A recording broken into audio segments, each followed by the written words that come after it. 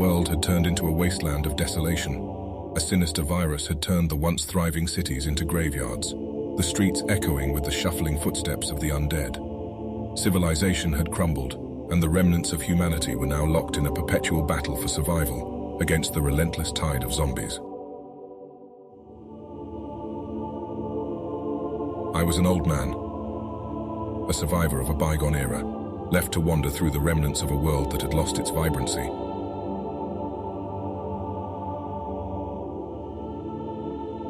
My name was Eli, and I had seen the rise and fall of society, only to witness its final descent into chaos.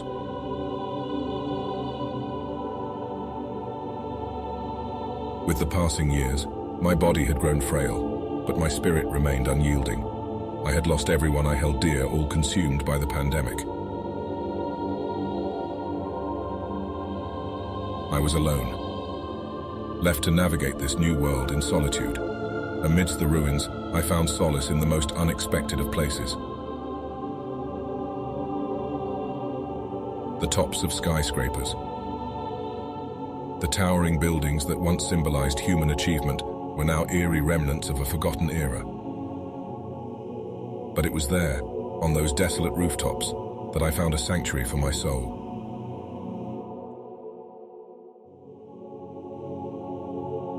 Carrying an old leather-bound notebook and a pen, I would climb the rusting fire escapes to reach the summit of these skyscrapers. There, with the wind whipping through my white hair and the vast expanse of destruction spread before me, I would write.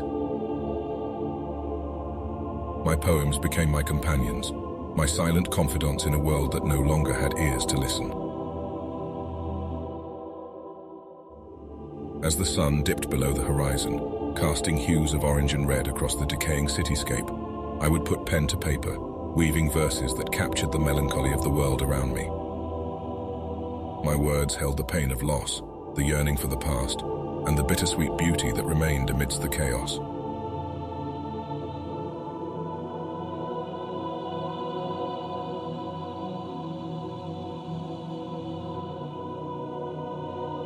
My poems whispered of the haunting beauty I witnessed from those heights, the way the moonlight danced on broken glass, the eerie tranquility that enveloped the once thriving streets, and the defiant courage of survivors who refused to be extinguished. Each poem was a tribute to the resilience of the human spirit, a testament to the fact that even in the darkest of times, beauty could still be found.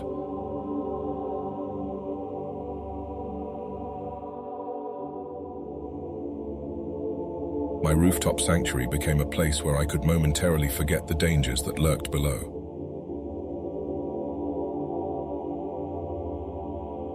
Zombies, with their vacant eyes and insatiable hunger, were a constant threat. They roamed the streets, a reminder of the fragility of life and the inevitability of death. But on those rooftops, I could transcend the fear and immerse myself in the world of words and emotions. One day, as I was lost in my own thoughts, scribbling verses that paid homage to the sound of wind rustling through abandoned buildings, I heard a soft whimper. Startled, I looked around, my heart pounding in my chest. And then I saw her a dog. Her eyes filled with a mixture of wariness and curiosity. She was a small, scruffy creature, her fur matted and dirty, but her eyes held a spark of life that resonated with me. Slowly, I reached out my hand, letting her approach at her own pace. It took time, but eventually she allowed me to touch her. In that moment, a connection was formed. An unspoken understanding that we were both survivors in a world that had forgotten compassion. The dog became my companion, my loyal friend in this desolate world. I named her Luna, after the moon that had witnessed the world's downfall. Together, we continued our rooftop rituals, with Luna by my side. She would curl up next to me, her head resting on my lap, as if she understood the importance of these moments. With Luna as my silent muse, my poems took on a new depth. They spoke of companionship amidst the solitude, of the unspoken bond that transcended words.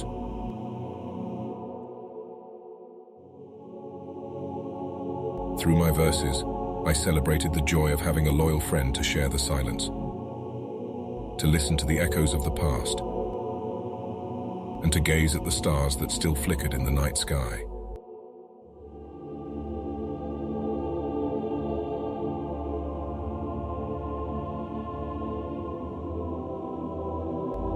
As the years passed, Luna and I continued our rooftop escapades, defying the odds that were stacked against us. We were a pair of kindred spirits, two survivors who had found each other in a world that had turned its back on hope.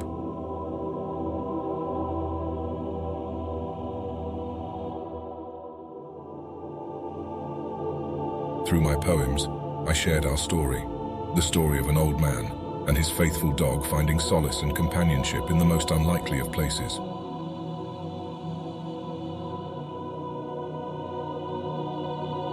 My poems resonated with those who stumbled upon them.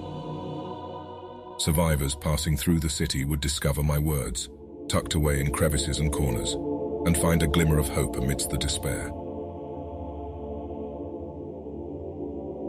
It was as if my verses became embers that rekindled the flames of human spirit, reminding them that they were not alone.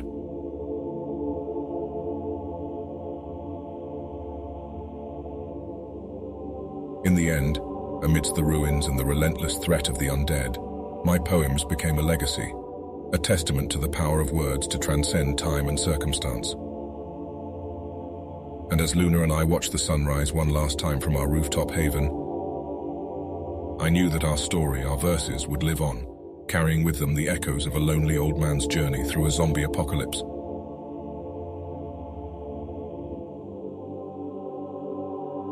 His heart finding refuge in the poetry he penned above the desolation.